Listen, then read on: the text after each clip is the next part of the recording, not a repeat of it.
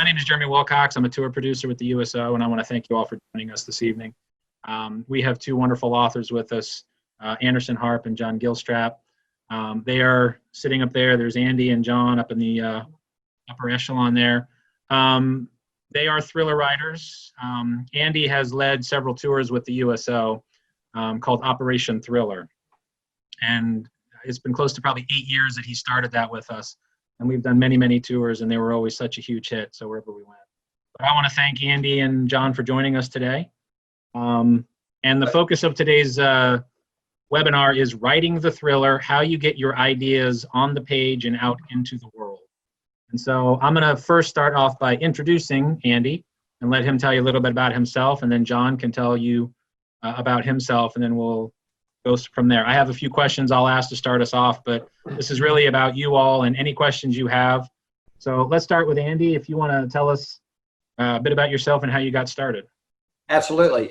Thank the USO for having us. It's a real pleasure and honor to do this, and appreciate you guys participating in this. I have the pleasure of being the co-pilot to one of the masters of thriller writing, John Gilstrap, and he'll get into his resume here in a second. The story I've got, which is interesting, is that I came from the background of the military, and I actually started writing in my last couple of years while on active duty. Well, actually, I was a reservist that was mobilized for enduring freedom. And I was stationed at the Pentagon, and I read a couple books, and I said, well, maybe I can do as good as this or better than this.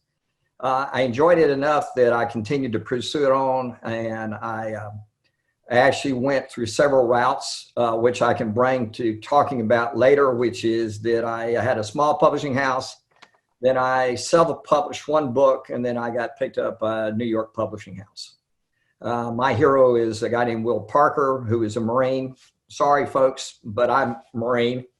And you got to go with what you know. It's one of the rules of writing. He has adventures around the world, and I've been honored to be compared to Clancy and several others. So I guess the biggest thing that I can bring to the table is that you can start this thing anywhere at any time, and you can have fun with it, even post-military career. I'm John Gilstrap. I've been writing now for about 25 years. I got 21 books out there. All of them are thrillers, and 4 screenplays for Hollywood over the years. I started out as a youngster. All I ever wanted to do was write. And of course, it's a silly thing to actually want to do when you're young, because everybody tells you can't make any money at it and what have you. So I ended up getting a bachelor's degree in history and a master's degree in safety engineering. And my technical background is in explosives and hazardous materials and hazardous waste. I spent 15 years as a firefighter, and always writing in my spare time. And lo and behold, in 1996, my first book, Nathan's Run, came out, and it actually did really good business around the world, and it launched a whole new career. And so, yeah, and then in 2001 or so, just because writing careers are sort of sine curves of success and not so successful, I met a guy named Kurt Muse, who was, as it turns out, at the time, the only civilian of record who had ever been rescued by Delta Force out of Panama in 1989. And we were introduced, and I ended up writing he and I wrote it together, his story that was the only book that Delta Force had ever cooperated in.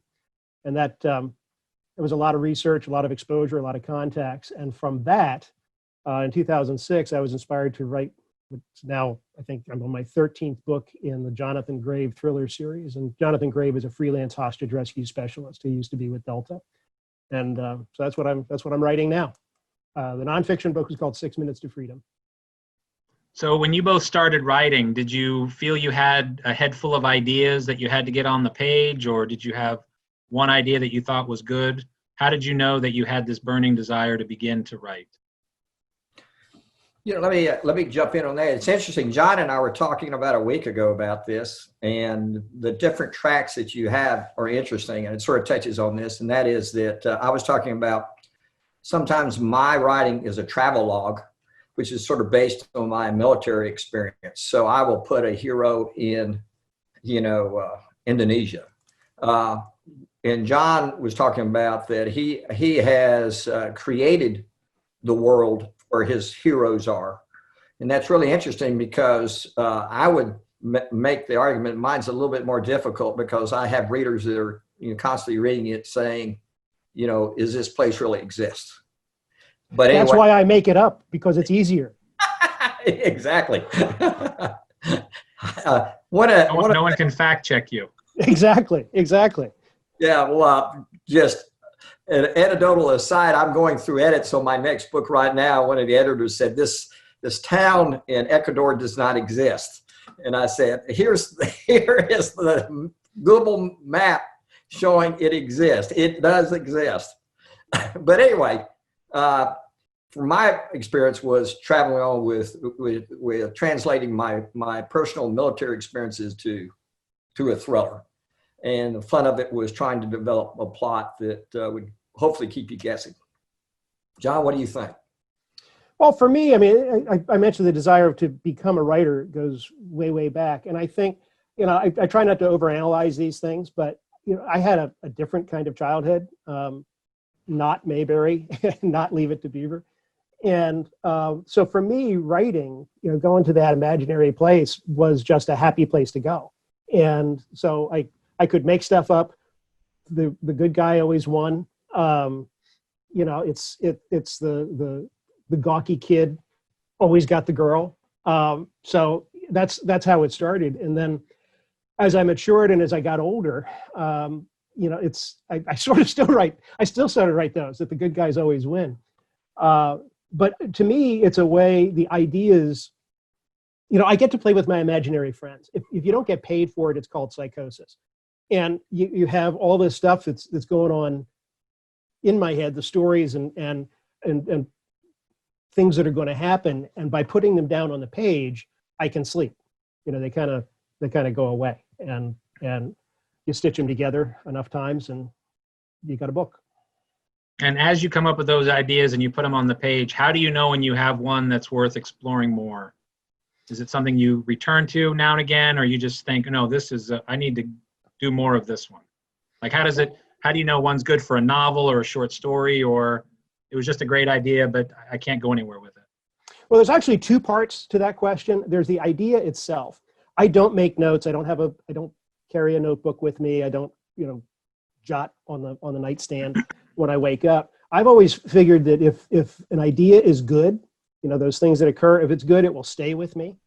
And it's the ones that are persistent that are worth pursuing. The second part of it is, can the idea sustain a story? For example, I don't know if y'all have been in the DC area. That's where I live. That's where I've grown up.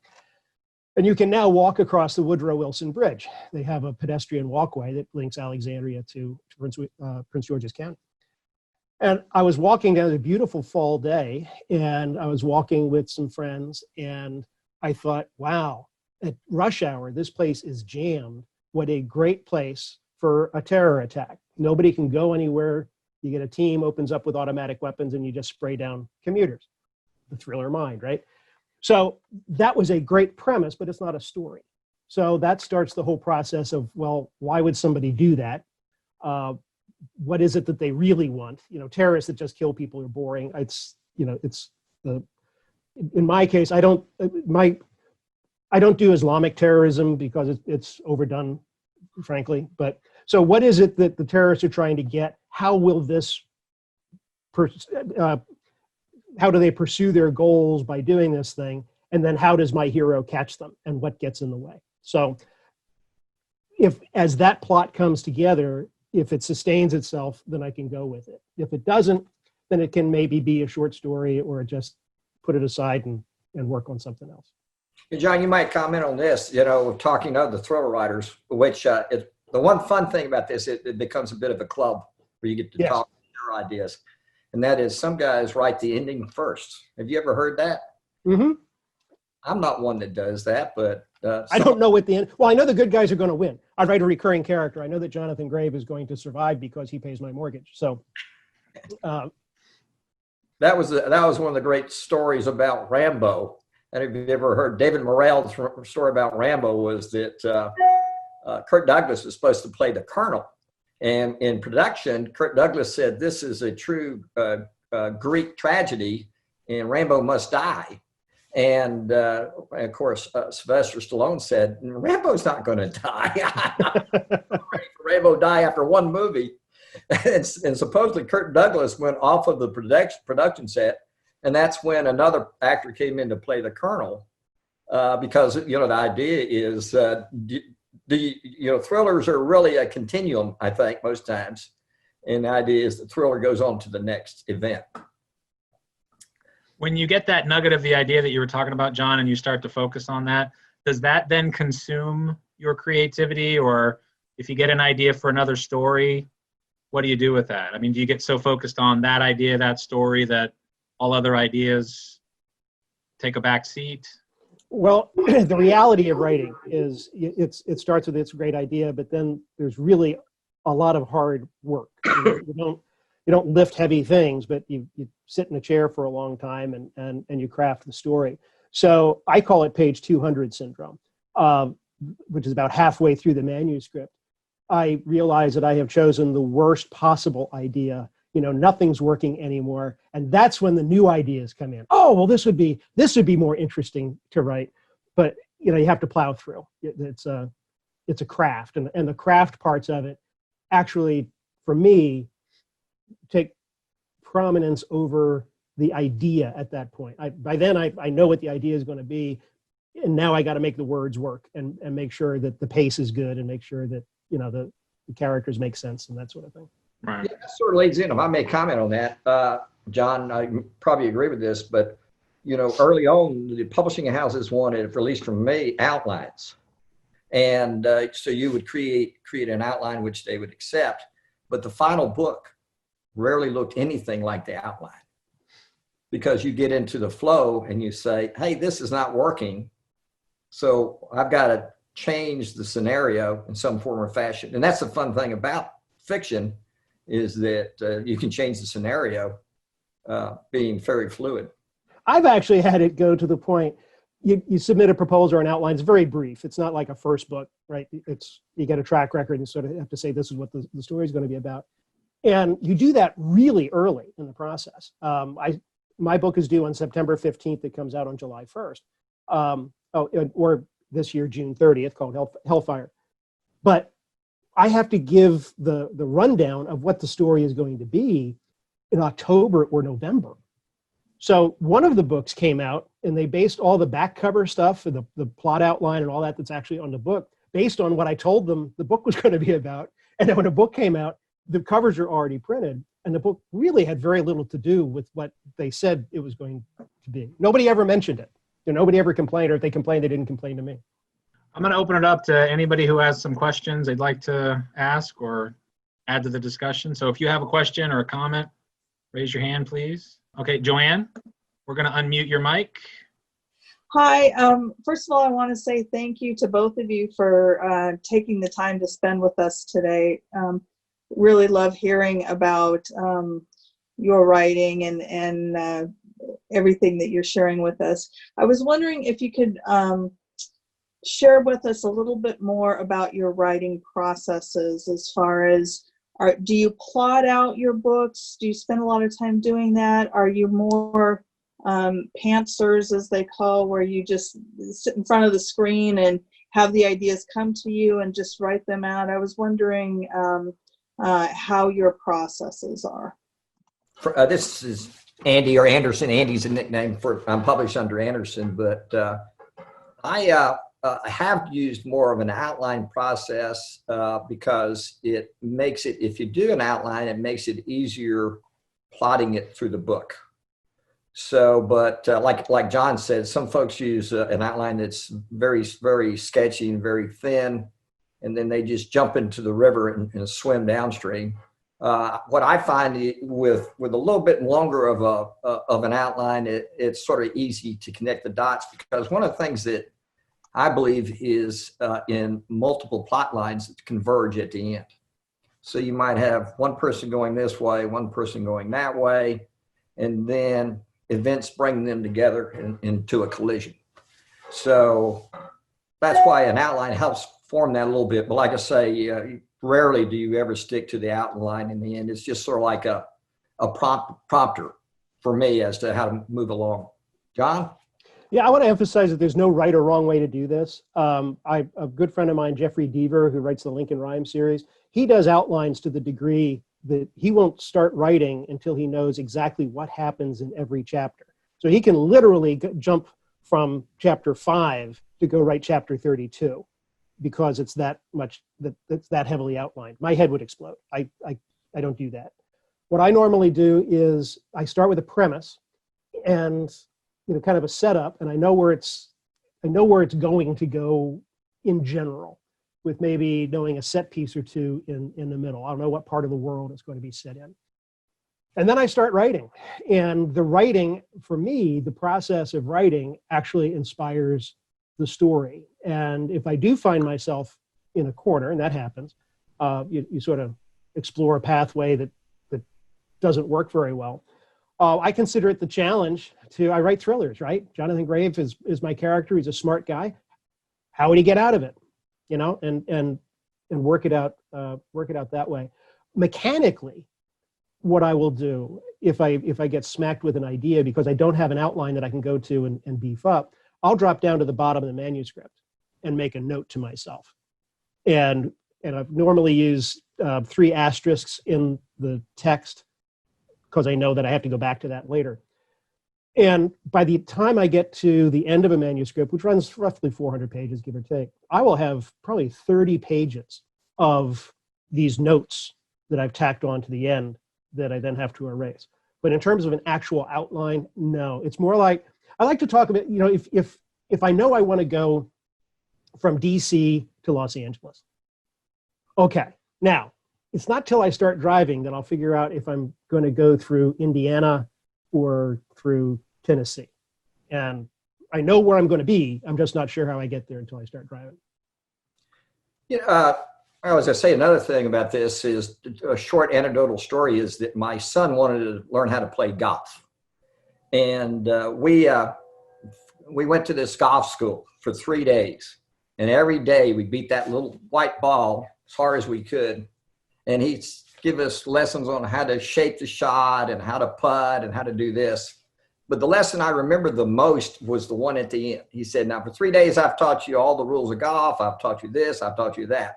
Now the most important rule is this. Just go out and play and forget everything I taught you. And that is a sort of a concept that applies to thriller writing. There is some structure that it's nice to know. And John had talked about this briefly. That's what's called their hero's journey, which a guy named Joseph Campbell wrote in one of his books that was adopted by George Lucas, that Lucas used for creating Star Wars. And that is that the hero goes through a certain journey of events. He starts off as being a reluctant hero, which is interesting. If you watch some of these movies, you'll see that the hero starts off as being someone that doesn't want to be involved in it and has to be pulled into the circumstance. So there is structure out there, but like I was saying, it's like that golf rule. It's nice to know the structure, but then you want to create something of your own voice. As you craft your story, do you find that you bounce around? Like if you go to the example, John, you said about your idea on the Wilson Bridge, which I'm familiar with, I live in DC.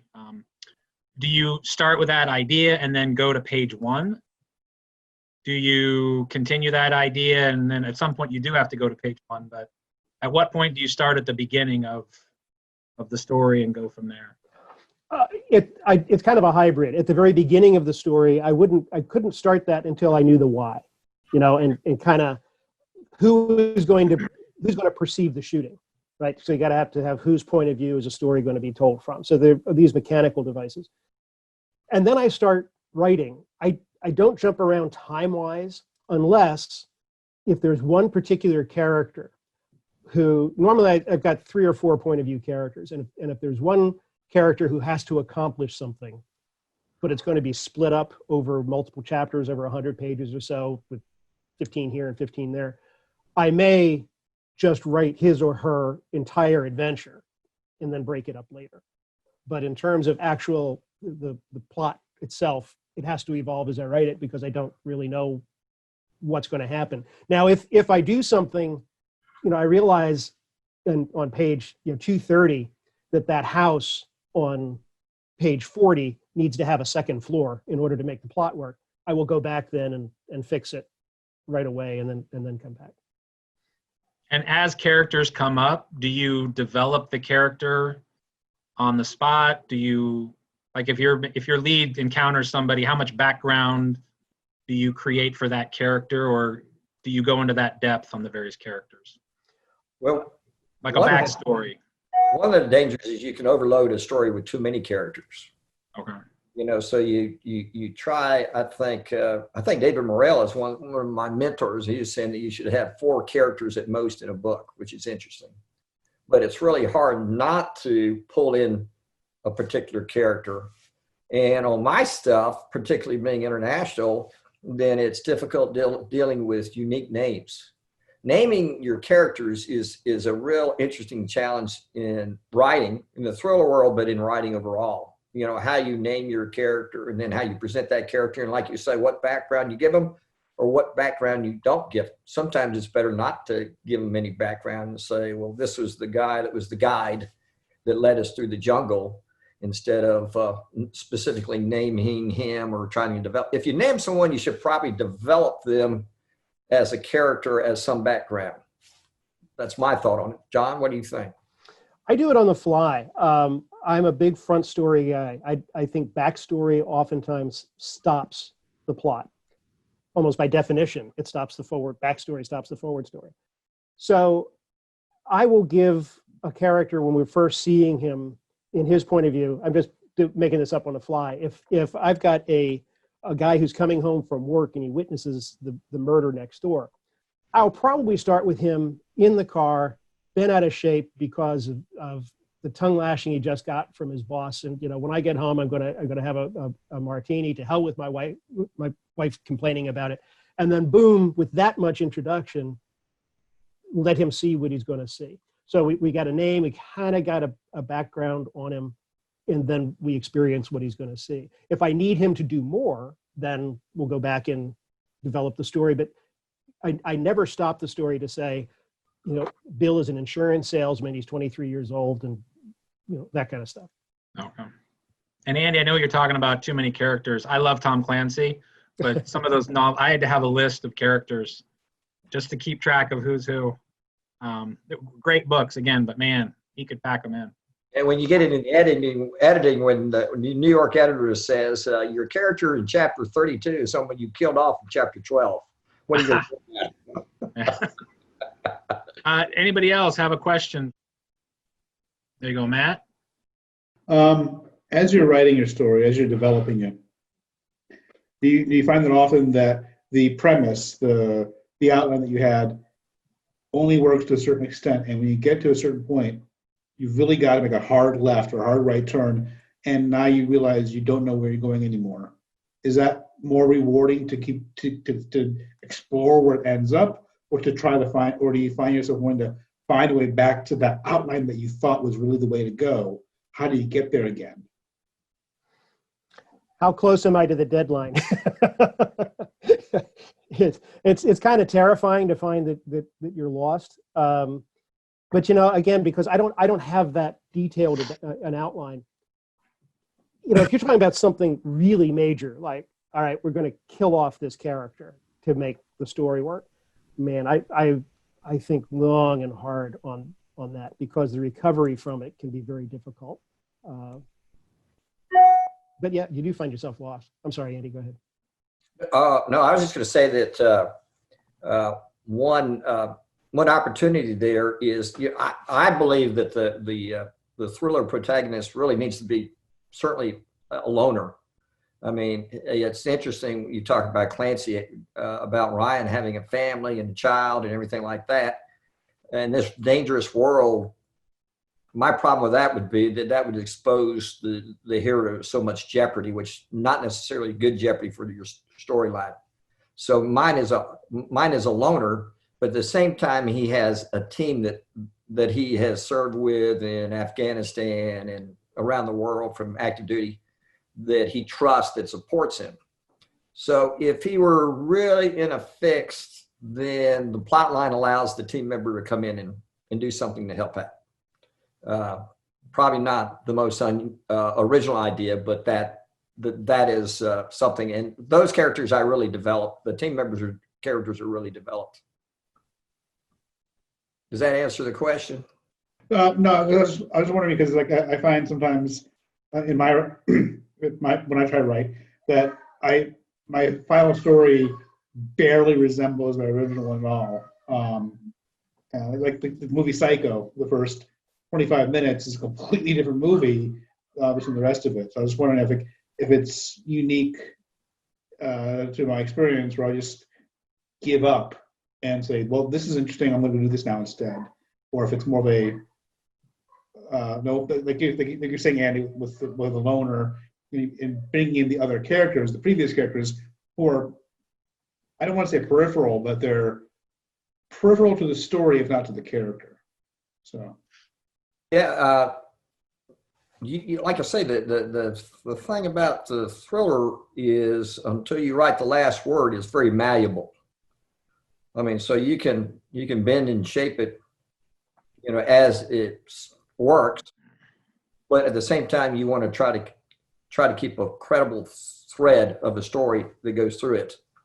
And it really, it's hard to say there's a general rule on any of that. It's like I say, you jump in. And, I think even Stephen King in his writing talked about one of his rules is he writes the entire book and then he'll say, well, stick it in a drawer and leave it in a drawer for a month and a half and then come bring it back out and look at it and see what works and what didn't work.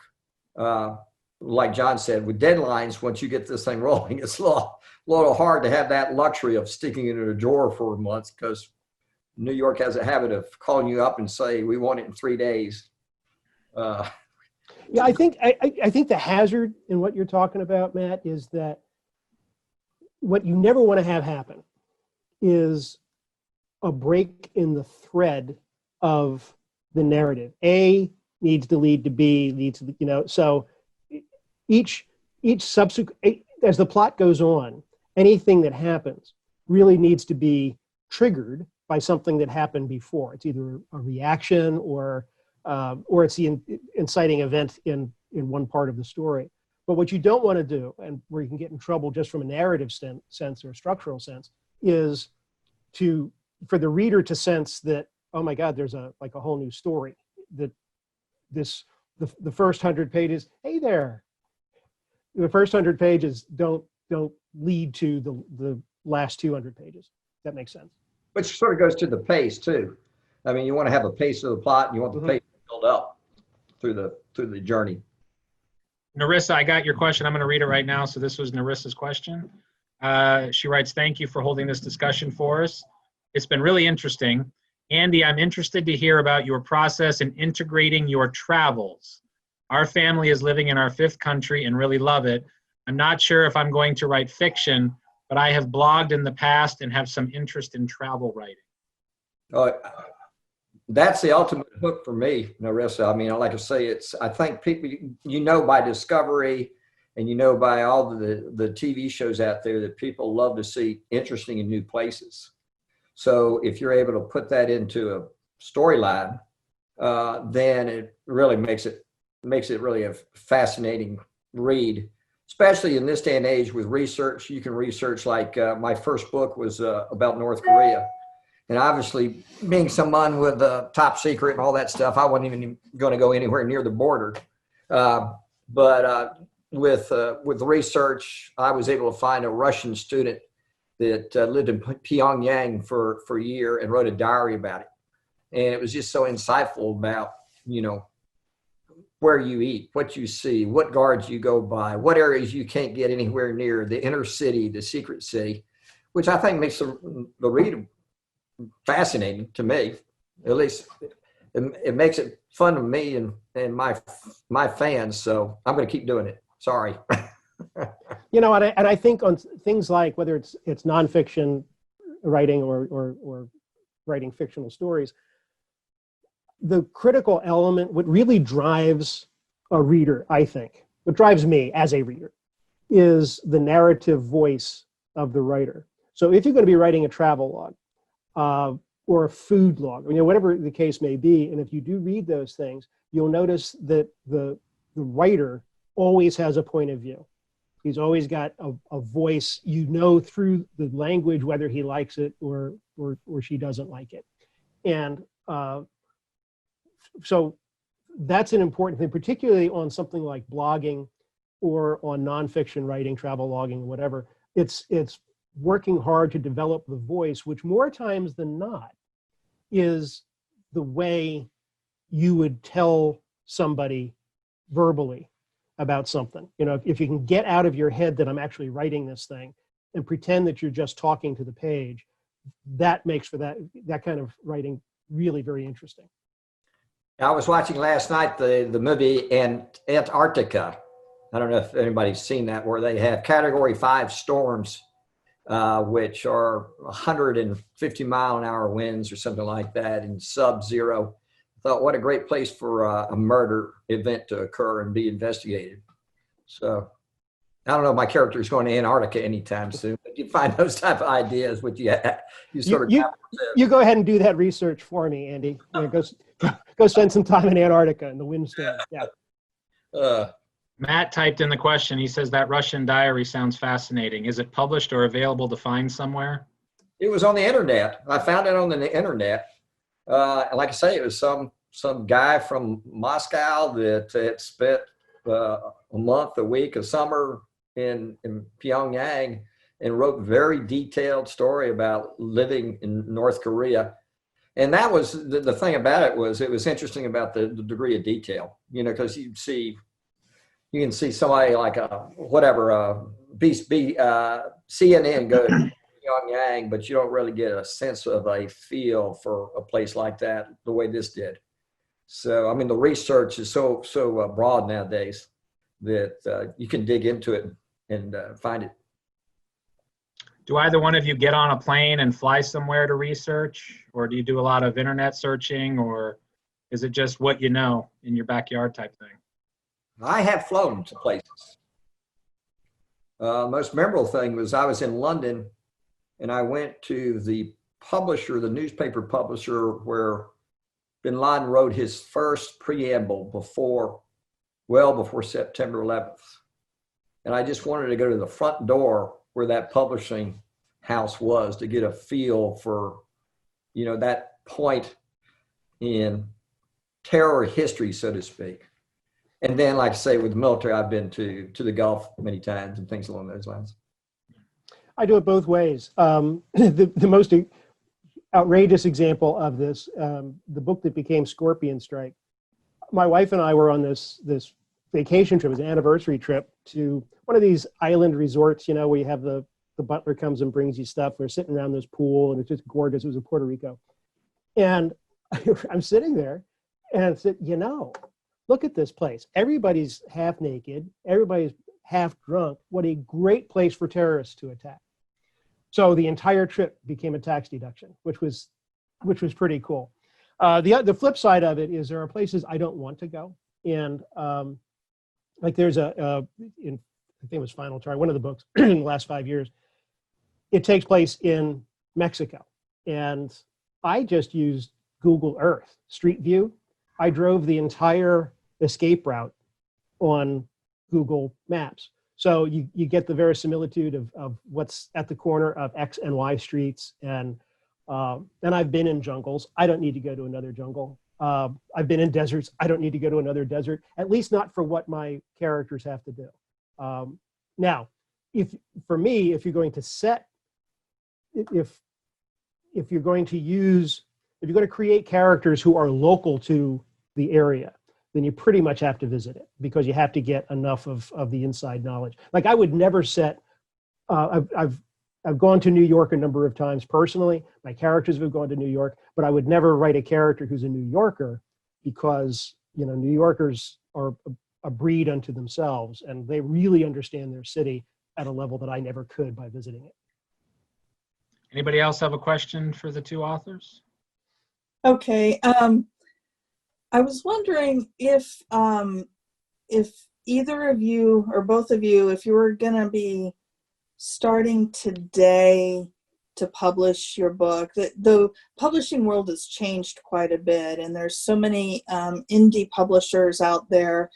I was wondering if you would take the traditional publishing route, or if you would take the be an indie and publish your own. I was wondering what your thoughts are on the industry as it currently is, and what you would do if you were starting. You want to go first? You want me to go first? You can go first. I've only done traditional publishing, so I put that out there. But you know, the big deal of publishing is not printing and getting it out there. The big deal of it is getting it into stores, getting it in front of film agents, getting it to foreign agents, the distribution network. Marketing. You can't just get I, as if I were to independently publish, I couldn't get my books into Walmart. You know, the publisher has to do that for you. So if you're going to go the indie route, it's expensive, and it's just a lot of work that frankly I'm not good at. I don't know a good cover from a bad cover. I don't think that way. So it's an entirely different business model. It's not what would you prefer so much as what are you willing to do.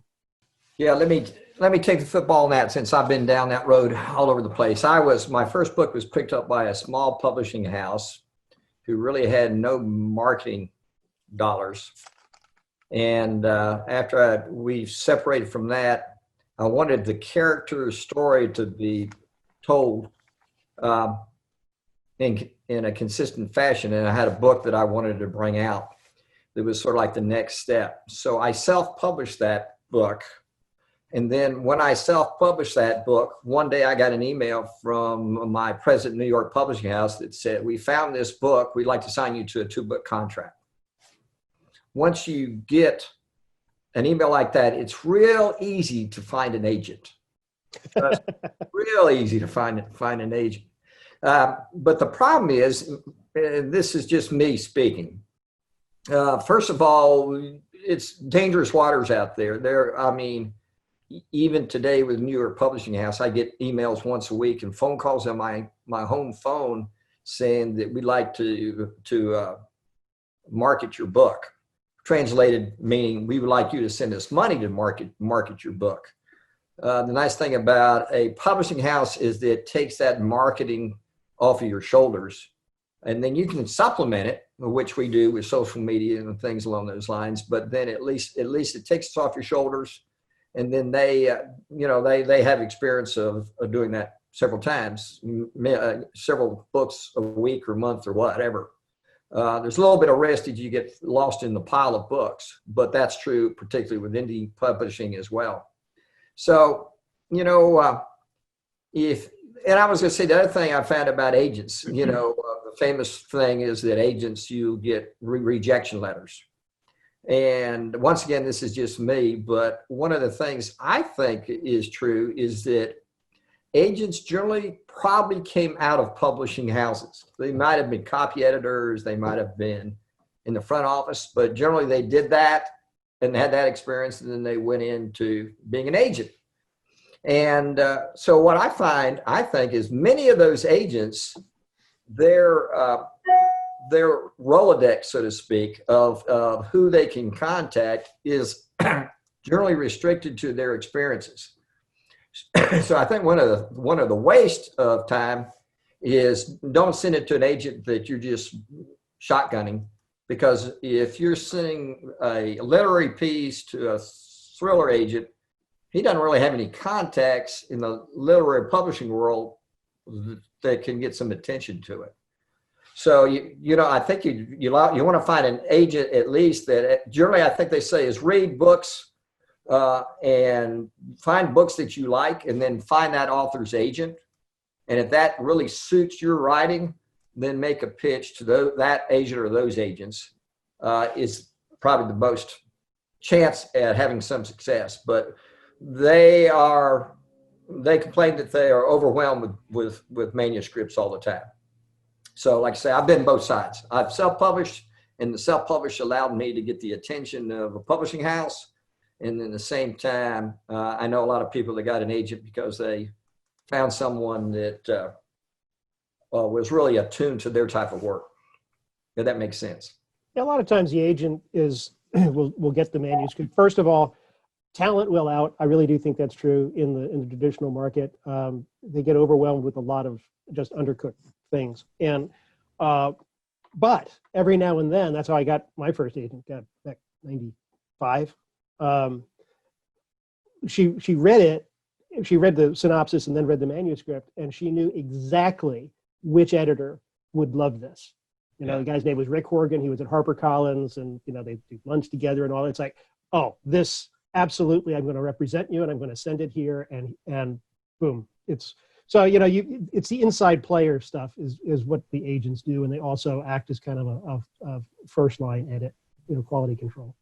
Another aspect, John. I don't know if you agree with it or not, but the agent might send it to an editor. But then the editor's got to make the sale to the publishing house. Mm-hmm.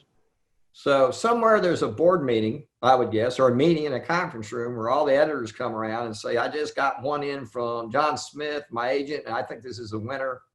And then he's got to convince them. The editor has a lot to do with your publishing career, good and bad. I mean, the editor's a big player. And that's literally how it happens. I mean, at a conference room, an editor, people think of editors as the eye shade people who are changing which to that. And that's not really what an editor does in New York publishing. An editor is a project manager. And they decide that, okay, I want to buy this book. I want to edit. I want to spend your money, Mr. Publisher, to buy this book. And this is why I think it's good enough. And at that same meeting, you've got editor Bill, who is saying, oh, no, we can't afford to buy this and this. So, and mine is much better. So that's exactly how books are bought, is through this negotiated process. And that world has changed so much because if you look at the background of the story of Harper Lee, she actually was a babysitter, I think, for her editor, maybe, or agent.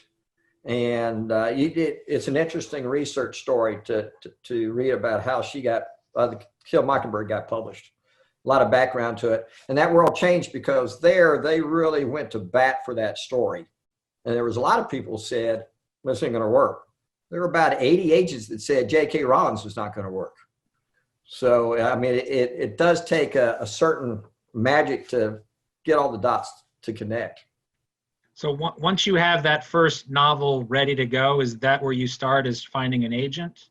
Yes. Is that the first step? And then once you find the agent, then the agent starts looking for a publisher? Right. I mean, if you go in the traditional publishing market, right? Most of the major players in publishing just don't take over the transom stuff anymore. If it's not agented, then it's not going to get read. There are exceptions. Usually, the exceptions deal with romance novels and typically, I don't mean this as an insult at all, smaller books, small market books, quilting mysteries, that kind of stuff. A lot of those are accepted over the transom. But when it comes to thrillers and that sort of thing, less so. There could be one other step in there that works for some people, but it has to be somebody that's very legitimate, and that is working with a freelance editor who has come out of the New York publishing world. Because that person can tell you, does your book really work? And also, if he really believes in it, he might introduce you to somebody that is at a publishing house or an agent that says, hey, I just worked on this book and I think this is something to take a look at.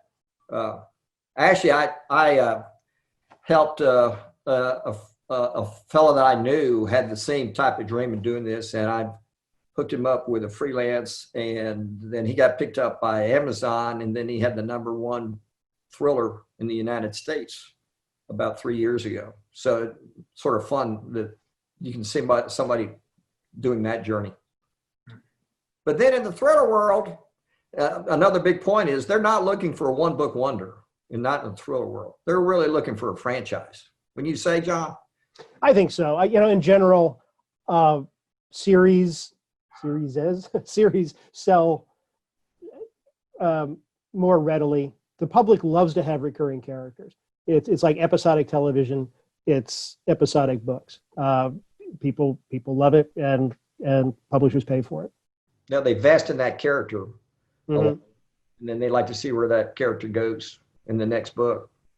However, as a first-time author, you want to make sure that if you send in the book, you get the agent and all that, if you think it can survive as a series and you're willing to do it as a series, that's terrific.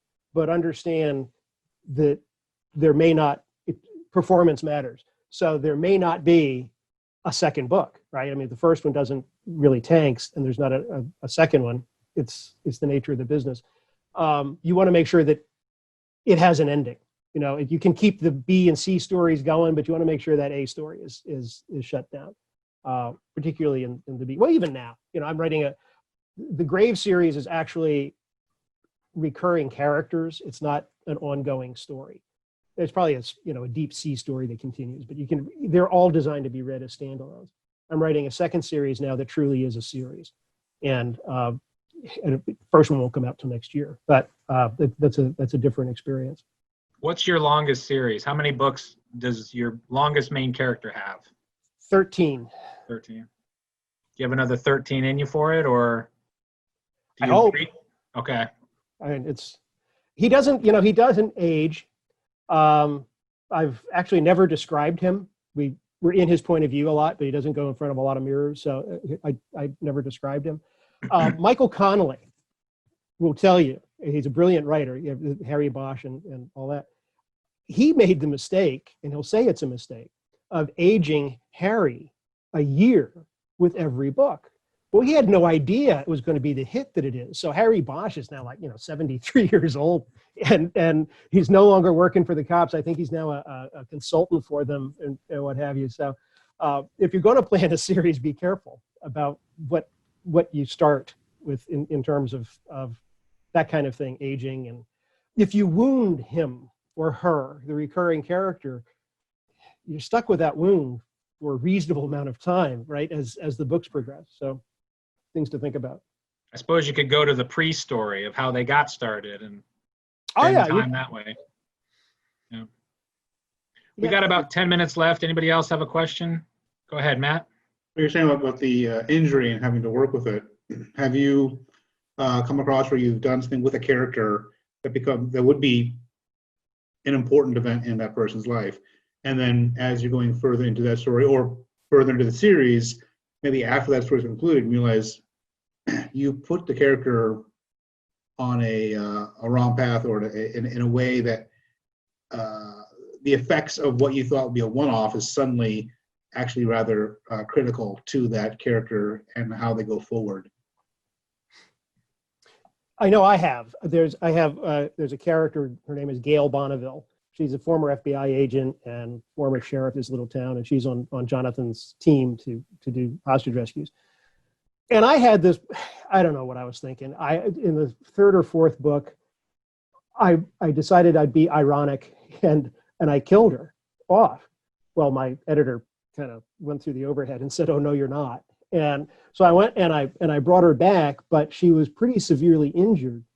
And frankly, I couldn't unravel the story and then put it back together again without keeping the injury. So I ended up bringing her back, and I'm thrilled that I did, because she's had great storylines since then. But for 3 or 4 books, she started with a cane, and actually she disappeared for one book while she was recovering, and then she came back with a cane, and so all because I did a stupid thing that I would never have done if I had thought it through. Yeah, it's funny. Some of these books sort of fall on the real world because one of my sub characters is a doctor of the CDC. So, and she studies zoonomics, I guess. I'm mispronouncing it, but that's the study of diseases that are transplanted from animals like bats. And this was sort of written some time ago. It didn't go into a pandemic. But anyway, trying to pull her into the story, or actually it's easier to pull her into the story, it's trying to figure out how to exit her from the story, because she becomes a target, and I don't want to kill her off, but at the same time, she needs to be put aside for a while so that another character can intervene. So, yeah, that is a challenge. Have either of you been approached for movie deals with any of your stories, or had interest along that lines? And what can you describe about that, John? I've had 4 of my books either optioned or purchased by Hollywood. None of the movies have been made, but you know, it's kind of exciting. The only one that's still in development is actually the nonfiction, 6 Minutes to Freedom, and it's, of course, Hollywood isn't working. You know, nothing's happening there either because of what's going on. So I have no idea how that's going to work out. You know, a movie deal is what it is. It's a check. The author will have no input on anything.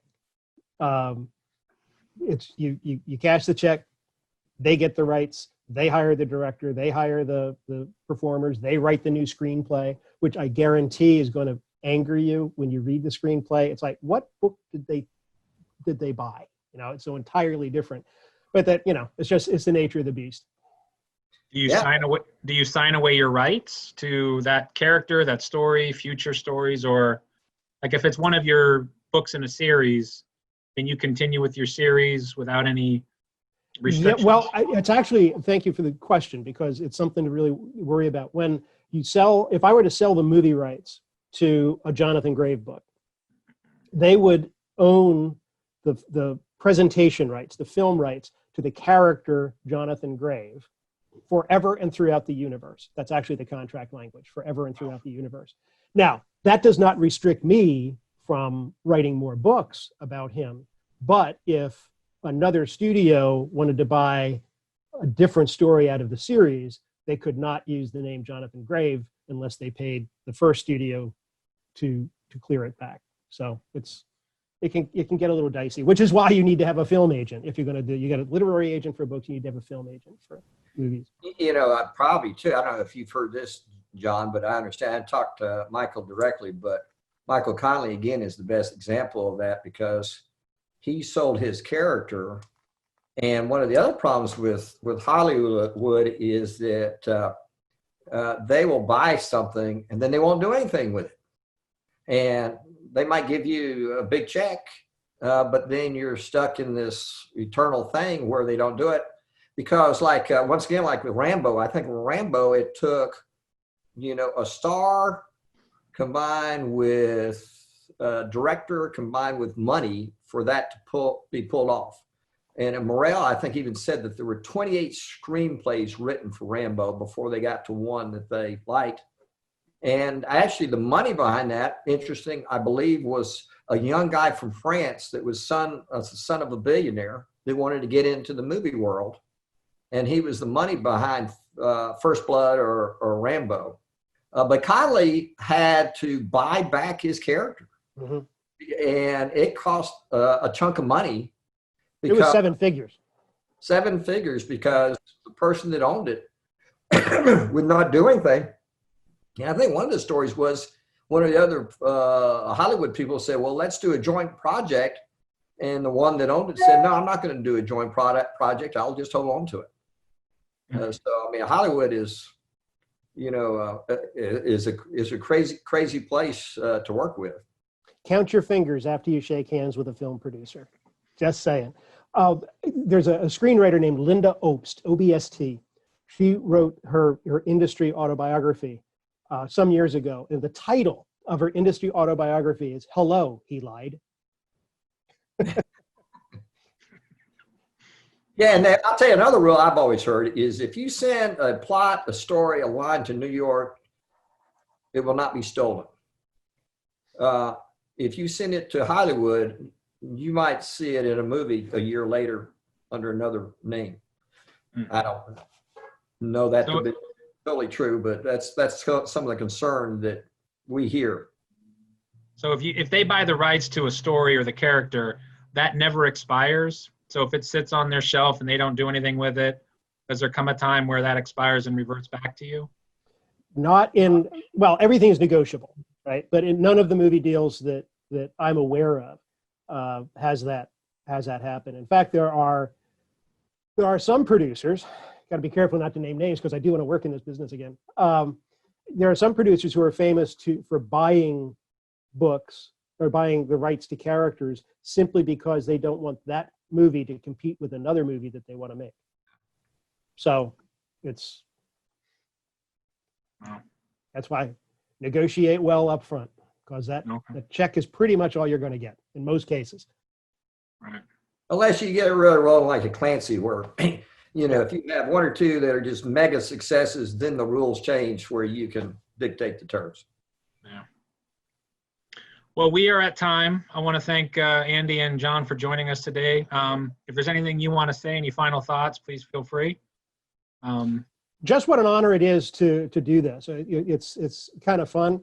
The Zoom has kind of changed the world, but you know, I feel free. If you have questions about any of this, feel free to email me. I'm john@johngilstrap.com. Seriously, if you have any questions at all, I do that a lot. I'd be happy to answer them. So john@johngilstrap.com. And likewise, author.andersonharp@gmail.com.